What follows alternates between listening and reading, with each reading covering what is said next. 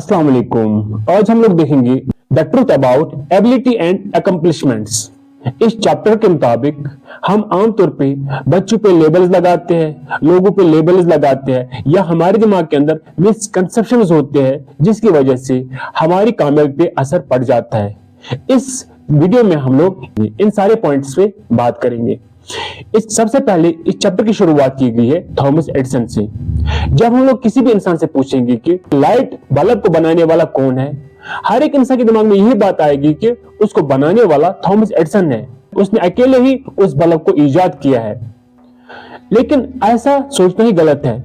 खाली Thomas Edison ही नहीं था जिसने अकेले उस लाइट बल्ब को इजाद किया है, बल्कि उसके साथ और 30 साइंटिस्ट थे जिन्होंने दिन रात मेहनत करके, कोशिश करके, एफर्ट्स लगा के उस लाइट बल्ब को इजाद किया है।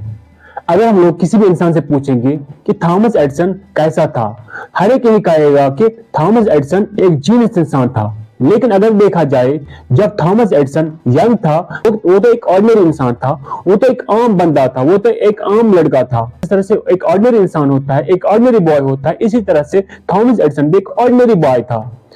तो अब ये कुछ जो फिक्स्ड माइंडसेट वाले लोग होते हैं वो ये सोचते हैं कि अगर हम लोग बचपन से ही स्मार्ट पैदा हो जाते हैं तब ही हम लोग कुछ हासिल कर सकते हैं, जबकि उनका ऐसा कहना गलत है।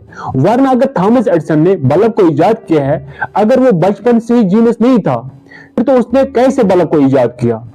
तो हमें इस बात से ये पता चलता है कि वो जीनियस बचपन से ही नहीं था, बल्कि उसने एफर्ट्स किए, उसने मेहनत की, उसने कोशिश की, उसने प्रैक्टिस की, जिसकी वजह से वो वक्त के साथ साथ जीनियस बनता गया और आखिरकार उन लोगों ने मिलजुल के एक बल्ब को इजाद किया। फिक्स्ड माइंडसेट वाले लोगों का यह सोचना है कि जिन लोगों का दिमाग बचपन से स्मार्ट होता है वो कुछ भी अचीव कर पाते हैं, वो कोई भी चीज अकम्प्लिश कर पाते हैं, वो कोई भी चीज हासिल कर पाते हैं। जो लोग बचपन से ही दिमाग से कमजोर होते हैं वो कोई भी चीज अचीव नहीं कर पाते हैं। वो अगर कितनी भी कोशिश करेंगे, वो अगर कितना भी मेहनत करेंगे, वो कोई भी चीज अचीव नहीं कर सकते हैं। इसके साथ साथ वो जब पढ़ते हैं वो सिर्फ एग्जाम्स को पास करने के लिए पढ़ते हैं। दूसरे साइड से जो ग्रोथ माइंडसेट वाले लोग होते हैं उनके दिमाग में ये बात चल रही होती है कि चाहे इंसान स्मार्ट पैदा हो जाए या इंसान डम पैदा हो जाए, चाहे इंसान दिमागी तौर पे ज़हीर पैदा हो जाए या इंसान दिमागी तौर पे कमजोर पैदा हो जाए, लेकिन दोनों सूरतों में हम लोग कोशिश करके, एफर्ट्स करके हम लोग अपने दिमाग को बेहतर बना सकते हैं और कोई भी चीज अचीव कर सकते हैं।